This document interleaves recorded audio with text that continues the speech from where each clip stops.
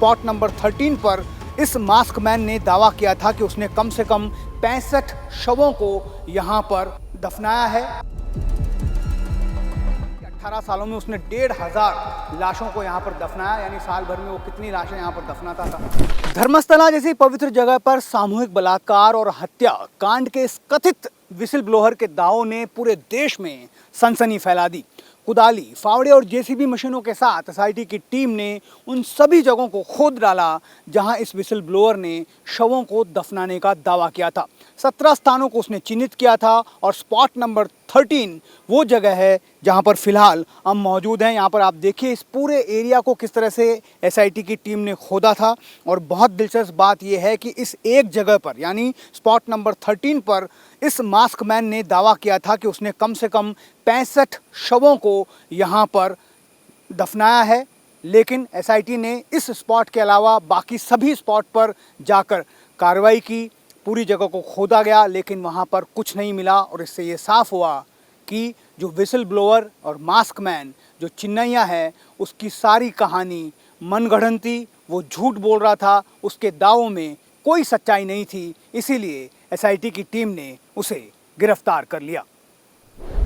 धर्मस्थला जो श्रद्धा केंद्र है, यहाँ पे मेरे ख्याल से लास्ट 40-50 ईयर्स से कन्वर्शन नहीं है। There is no conversion into Hinduism from Christianity या मुस्लिम का कुछ कन्वर्शन नहीं है। क्यों नहीं होता है? यहाँ हिंदू मुस्लिम और क्रिश्चियंस भाई भाईचारा है। अभी जो 40-30 फीट 25 फीट खुदाई हुआ, कुछ नहीं पता, तो कुछ नहीं, बिकॉज आई डोंट नो, मतलब वो लोग ऐसा कल्पना करते थे कि कुछ होगा, इतना कल्पना कुछ, मगर वहाँ है ही नहीं तो कहाँ से आया।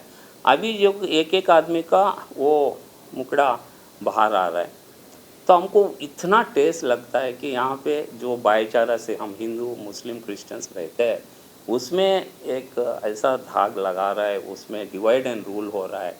एंड टेम्पल के तरफ से हम खुद देखा है कि हेगड़े जी हर मुस्लिम कम्युनिटी को कभी भी उनका त्यौहार वो देते रहते हैं, क्रिश्चियनिटी इसको भी देते रहते हैं।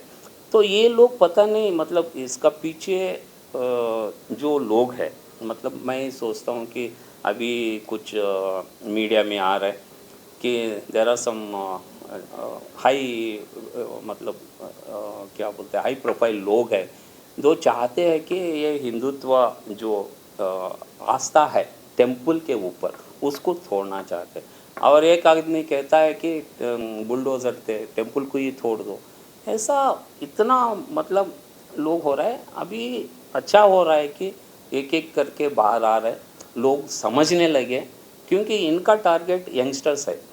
क्योंकि यंगस्टर्स 18 to 25-30 ईयर्स जो है वो सोशल मीडिया से बहुत प्रभावित होते हैं। 2010 से मैं यहाँ पे काम कर रही हूँ और कभी भी मैंने ऐसा महसूस ही नहीं किया है कि यहाँ पे कुछ ऐसा हो रहा है। मैंने तो कल परसों जब एक या 15 दिन पहले जो ये सब हुआ ना, तभी मैंने सुना है कि इतने लोगों को यहाँ पे बरी किया है और ये सब हुआ है। हम लोग ना यहाँ पे ड्यूटी कर रहे हैं, मैं भी इसी इंस्टीट्यूट में ही काम करती हूँ, पर यहाँ पे ड्यूटी ख़त्म करके मेरे कलीग्स भी, जो लड़कियाँ यहाँ पे मुझसे बहुत छोटे हैं, अभी अभी डिग्री ख़त्म किए, वो लोग 9:30 बजे 10 बजे घर जाते हैं।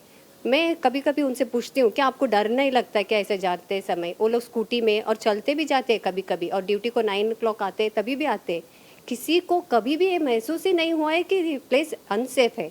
अभी वो लोग कोई बोल रहे हैं सोच के सभी लोग बाहर के लोग ऐसे समझ रहे हैं, लेकिन हमें कभी भी इस इंस्टीट्यूट में जो भी काम करे या इस गांव में जो है उनको कभी भी ऐसे नहीं लगता है। अगर आप मुझे पूछेंगे तो रात के 10 बजे बाहर जाने के लिए मुझे कभी डर नहीं लगता है। मैं तो इधर आके 22 साल हुआ, शादी होके मैं उजरे में रहती हूँ। फिर मैं इधर सेटल हुआ 15 साल से, तभी से मैंने नहीं देखा है, ऐसा सब नहीं देखा है। हम लोग सुरक्षित है। फिर भी मेरे बच्चे भी इधर एसडीएम इंस्टीट्यूट में सीखा है, लड़की है, वो भी सुरक्षित है। वो तो हम विमेन रहते हैं, फिर भी मुझे इतना सा भी फील नहीं हुआ कि इधर अनसेफ है।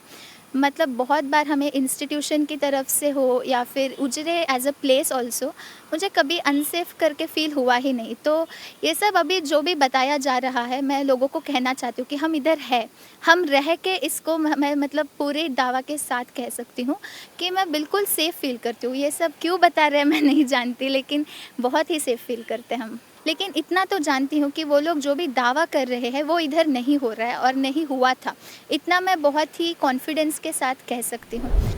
एक्चुअली मतलब मेरा जो एक्सपीरियंस है इतने इतने साल मतलब मैं स्टूडेंट होकर भी यहीं रही हूँ, फैकल्टी होकर भी यहीं इतने सालों से काम कर रही हूँ, लेकिन एक पल, एक सेकंड के लिए भी मुझे ऐसा कभी नहीं लगा कि मैं सुरक्षित नहीं हूँ। और मैं पिछले 17 साल से इस कॉलेज में काम कर रही हूँ और ये मेरे को सबसे सेफेस्ट कॉलेज और सबसे सेफेस्ट प्लेस का ही फील अभी तक मुझे हुआ है। इसके अनुभव में कभी भी कोई एक गलत चीज़ इस कॉलेज में या हो गई, बच्चों के लिए हो गई, किसी के लिए भी हमें कभी फील ही नहीं हुआ है। मेरे पीछे पूरी सौम्यता के साथ बह रही ये नेत्रावती नदी है।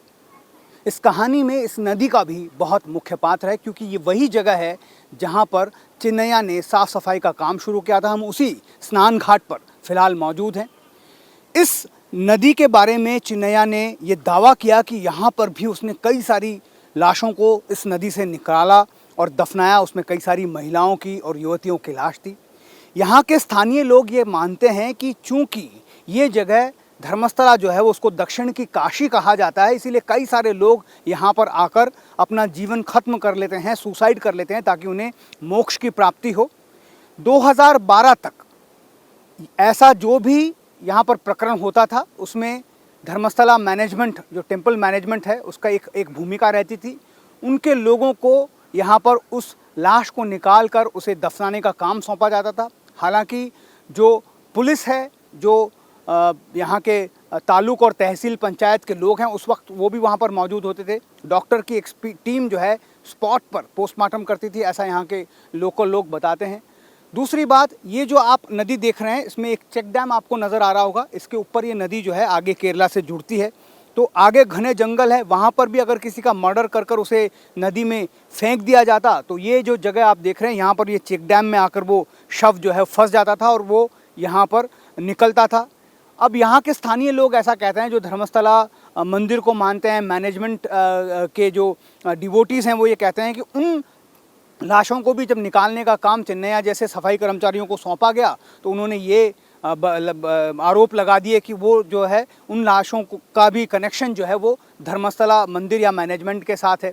अब बात करते हैं उसके एक दोस्त राजू की। राजू 9 साल तक राजू ने चिन्नैया के साथ काम किया था।